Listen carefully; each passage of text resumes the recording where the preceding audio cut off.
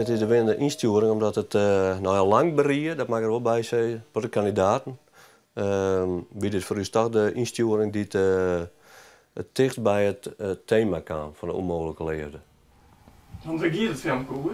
Ja, dat is het dus, kijk. En dat is eigenlijk het aardige van het filmpje. Wij zitten nog maar eens draaien in de jury en dan gaan draaien verschillende meningen over wat het filmpje u vertellen wil of zien laten wil. En dat is natuurlijk al aardig op zich, want ik denk als meer mensen het zorgen, dat elk zijn eigen invulling een keer van, goh, wat is er nou een honger? Wat maakt het nou? Is het een soort, is het iemand die het verliefd is, die het van boet naar die vrouw zit te zien? Of is het een ex-geleefde? Of wat is het nou? Wat is daar een honger? En dat maakt het op hunzelf wel heel nieuwsgierig. Daar heb ik veel de meeste discussie over dit. Dus dat zou het ook al in je oor. Wanneer is een leefde een onmogelijke leefde? Ja, dat is een vraag die stellen is dus. Ja, wanneer is een leefde, is het sowieso wel iets, als het wel leefde haast, zit er een onmogelijkheid in. Dat is eigenlijk de discussie die, denk ik, toen het jong lastbaarste zit, tenminste dat hopen we. Maar in dit geval dan is het dus de conventie van de maatschappij die het opleidt dat een leefde tussen een broer en een zuster net kan. Dus dan is het een conventie die zegt van, ja, hier houdt het op. En in andere gevallen, ja, ik bedoel, de kist, en dat is het nieuwsgierige van zijn thema dus. De kist die van alles betekent wat voor een gedeelte van de mensheid een onmogelijke leefde is. Aanleiding voor de wedstrijd weer dus het boek Zwarte Engels uit 2004 over de onmogelijke leefde tussen een broer en een zus. Speciaal voor het lesproject van Tresor kwam er een nadruk van het boek. Deze witte die is juist. Dat is een naaie, dit is het origineel. Dit is eigenlijk zeg maar de audioversie, dit is de mp3-versie. Maar de inhoud is hetzelfde, dus daar wordt het maar op, zeg maar zeggen.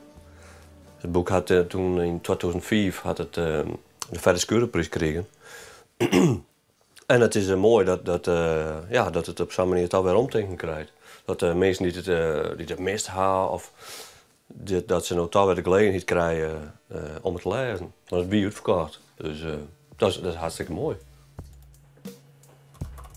Voor Willem is het een spannende tijd, want in Rin van Maart zal zijn derde boek verschijnen. Een historische roman over de roemruchte Frieske koning Redbad.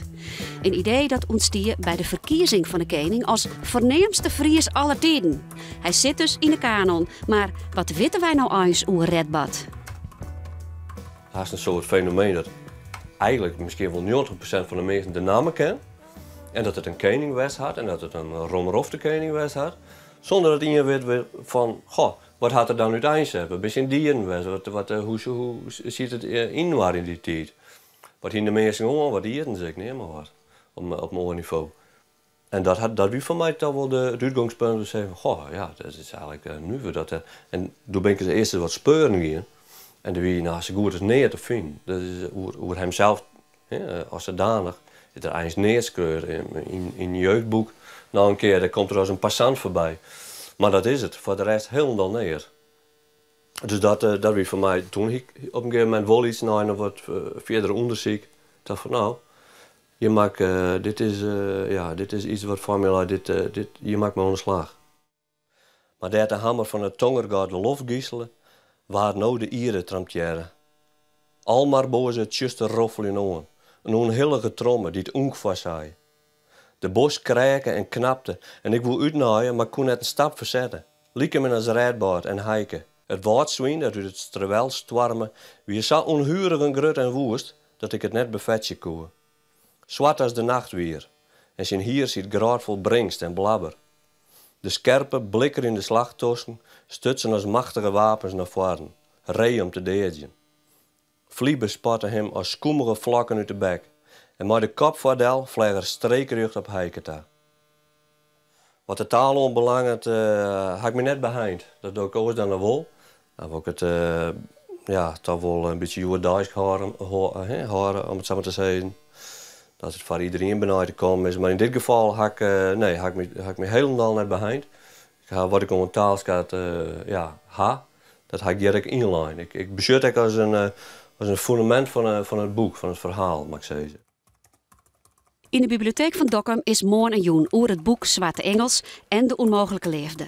Maar bijdragen van onder andere filosoof Bouke Zielstra en Willem Koorstra zelf.